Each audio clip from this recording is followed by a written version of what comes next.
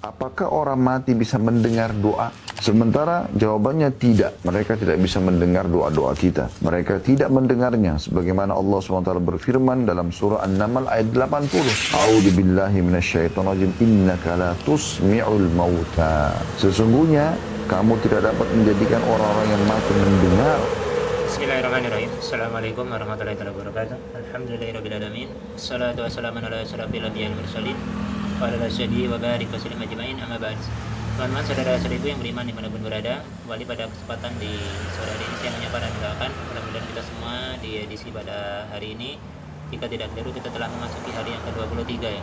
23 Rajab tahun 1446 Hijriah atau Miladiah, bertepatan juga tepat dengan tanggal 23 Januari tahun 2025 Masehi. Mudah-mudahan pada kesempatan kali ini kita masih mendapatkan limpahan naungan rahmat Allah SWT dan juga maghfirahnya. Amin Allahumma amin.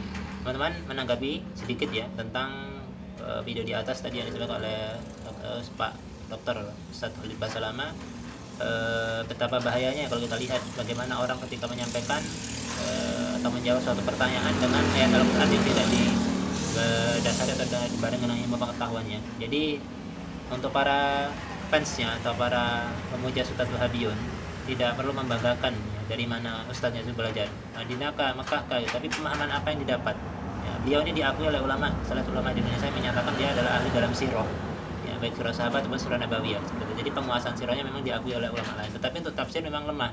Beberapa kali kami membantah juga dalam video sebelumnya, nanti akan kami upload ulang tentang ayat di surah Al-Baqarah ya 141 itu tentang la tus'aluna ya.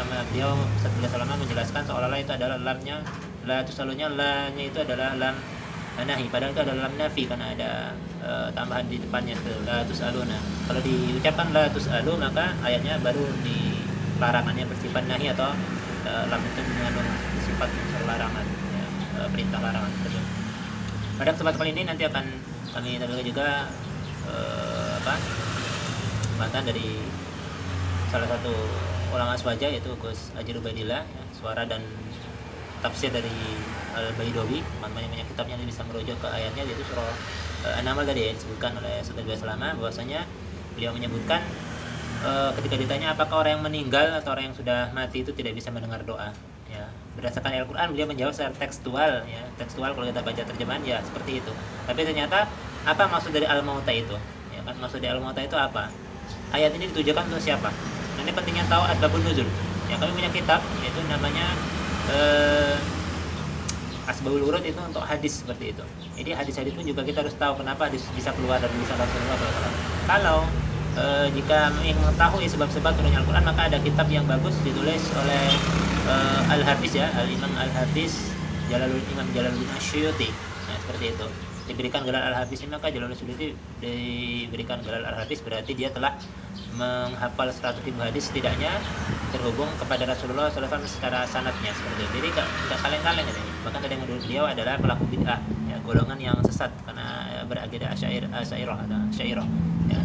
Jadi Imam Al-Asy'ari akidahnya dalam sisi akidah mazhab akidah seperti itu. Jadi termasuk kalangan Ahlussunnah wal Jamaah yang dikagumi karya-karyanya banyak sekali, terutama di pesantren-pesantren di Indonesia. Namun untuk mempersingkat itu maka teman-teman bisa menyimak nanti, jangan di-skip sampai akhir, bukan maksud apa-apa, supaya kita tahu ya, bagaimana kualitas kita ketika ingin mengambil pengetahuan berupa misalnya tafsir Quran, hadis ataupun sirah nabawiyah.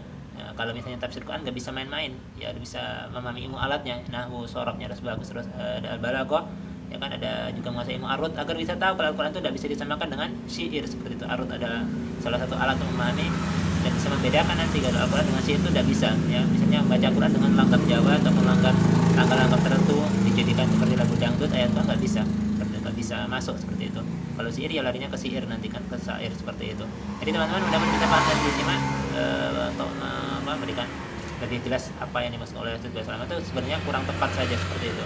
Kalau secara tekstualnya seperti itu, ternyata orang yang sudah meninggal pun dalam hadis ya, dalam kitab Sahih Al-Bukhari juga tidak keliru dijelaskan Rasulullah itu mendatangi setelah perperangan dan Abu Jahal itu dikuburkan. Rasulullah langsung menanyakan ke Abu Jahal, bagaimana, apakah engkau sudah mendapatkan apa yang dijanjikan oleh Allah Subhanahu wa taala kepadamu?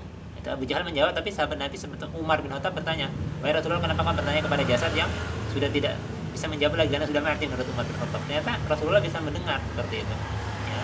Hanya saja yang mendengar jawaban Abu Jahal, hanya Rasulullah dan sahabatnya tidak mendengarnya. Kalau kita mendengarkan jawaban orang yang dalam kubur, kita langsung berhenti dari perbuatan maksiat dan akan bertobat seperti itu. Langsung saja kita simak kurang lebih sekitar 1 menit lebih penjelasan tentang al-mauta itu apa di ayat yang dibaca Ustaz Khalid Basma. Mari kita simak berikutnya.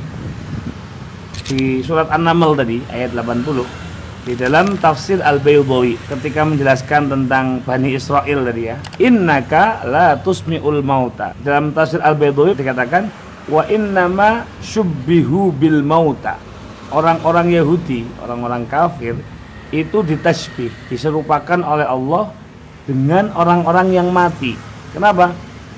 Li'adamin tifaihim, karena mereka ini tidak bisa mengambil manfaat istima ima yutla alaihim.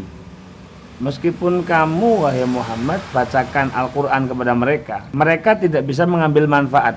Kama syubbihu bisum, sebagaimana orang-orang yang tuli juga tidak akan mendengar. Jadi yang ingin kita sampaikan di sini, jadi al-mauta itu dikatakan oleh Al-Imam Al-Baydawi. Jadi Bani Israel itu disamakan dengan al-mauta. Kenapa? Karena mereka sama-sama tidak bisa mendengar, sama-sama ngeyel, sama-sama seperti orang tuli, tidak bisa mendengar nas.